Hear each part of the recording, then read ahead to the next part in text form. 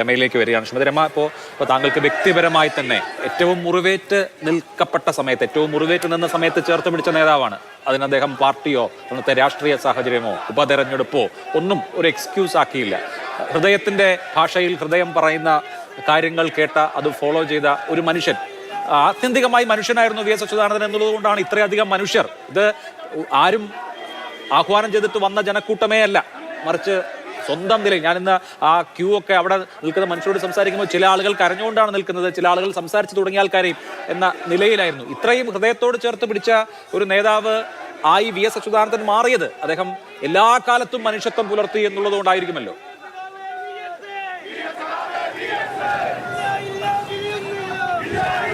അതെ അഭിലാഷ്, തീർച്ചയായിട്ടും അദ്ദേഹം ഒരു നല്ല മനുഷ്യനായിരുന്നു എന്നും സ്നേഹമുള്ളൊരു മനുഷ്യനായിരുന്നു എന്നതും അദ്ദേഹത്തിൻ്റെ മനുഷ്യത്വമായിരുന്നു ഏറ്റവും മുന്നിട്ട് നിന്നത് എന്നത് തന്നെയാണ് അതിൻ്റെ പ്രത്യേകത. അത് ഞങ്ങളെ ശരിക്കും എനിക്കൊക്കെ വ്യക്തിപരമായിട്ടും എൻ്റെ വ്യക്തിപരമായ ജീവിതത്തിലും രാഷ്ട്രീയ ജീവിതത്തിലൊക്കെ അനുഭവിച്ചറിഞ്ഞതാണ്. ഒരു പക്ഷേ പകച്ചു നിന്നുപോയ സമയത്ത് വന്ന് തന്ന ആശ്വാസവും ആ ചേർത്തു നിർത്തലും ഒരു കാലത്തും മറക്കാൻ സാധിക്കില്ല. ഒരു പക്ഷേ അതാണ് മുന്നോട്ട് നമ്മളെ നയിക്കുന്നതിന് പോലും ഒരു ഊർജ്ജമായി വന്നത് എന്നത് യാഥാർത്ഥ്യമാണ്.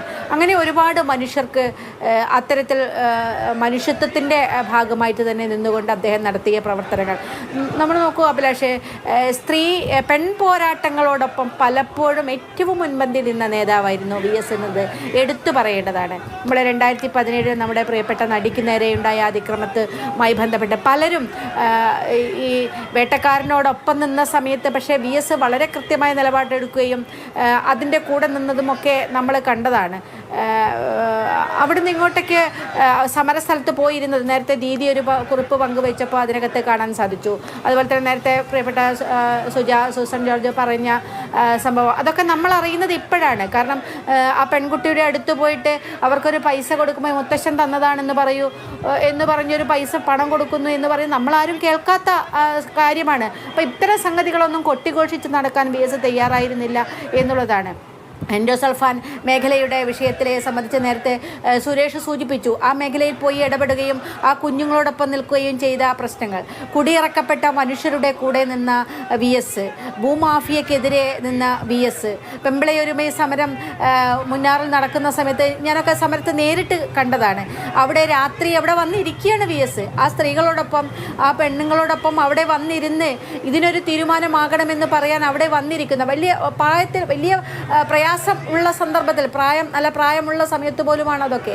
അങ്ങനെയൊക്കെ ചെയ്യുന്ന വി എസിനെ നമുക്ക് കാണാൻ സാധിക്കുകയാണ്. അപ്പം എല്ലായിടത്തും ആ തരത്തിൽ ദുരിതമനുഭവിക്കുന്ന, പ്രയാസമനുഭവിക്കുന്ന, പീഡിതരായ മനുഷ്യരുടെ പ്രയാസങ്ങൾ കേൾക്കാൻ, അതാണല്ലോ ഒരു ജനപ്രതി അല്ലെങ്കിൽ ജനനായകർ എന്ന് വിശേഷിപ്പിക്കപ്പെടുന്ന ആളുകളൊക്കെ ചെയ്യേണ്ടത്. മറ്റൊരാളൊരു വിഷയം വരുമ്പോൾ അത് കേൾക്കാനുള്ള ഒരു സന്മനസ് കാണിക്കണം. അത് വി എസിൽ നമുക്ക് കാണാൻ സാധിച്ചിരുന്നതാണ്. അങ്ങനെ എത്ര നേതാക്കന്മാരെ നമുക്കിപ്പോൾ എടുത്തു കാണിക്കാൻ സാധിക്കും. ഏതൊക്കെയാണ് ഈ ഒരു വിലാപയാത്രയിലൊക്കെ നമുക്ക് കാണാൻ സാധിക്കുന്നത്. മനുഷ്യർ ഒഴുകി, സാധാരണ മനുഷ്യർ, അവിടെ വലിയ മനുഷ്യരല്ല, പൗരപ്രമുഖരല്ല അവിടേക്ക് ഓടിയെത്തുന്നതൊന്നും. അവിടെയൊക്കെ സാധാരണ മനുഷ്യർ കാണാനെത്തുകയാണ്.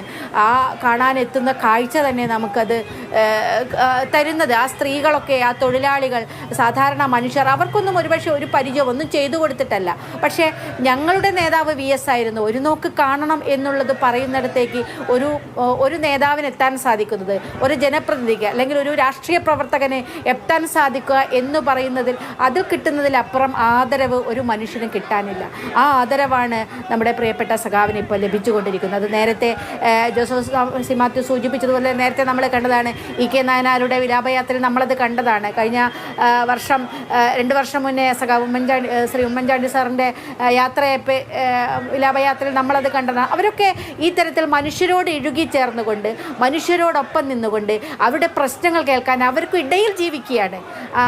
അങ്ങനെ സാധാരണ മനുഷ്യരുടെ ഇടയിൽ ജീവിക്കുന്നത് കൊണ്ടാണ് ആ അംഗീകാരം കിട്ടുന്നത്.